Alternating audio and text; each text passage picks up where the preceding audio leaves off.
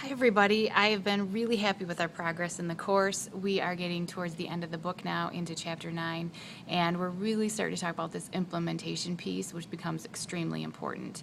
I want to talk to a little bit about and give some examples here about on page 323, Exhibit 9.3. This talks about the essential elements of behavioral control, and this may not be as intuitive as it seems. Hopefully after I give some examples here, it will make more sense.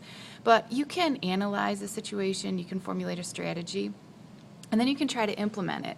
And implementing can be something that can be very difficult to do. Does everyone understand the strategy? Does everyone know where we're going? Does everyone understand their expectations?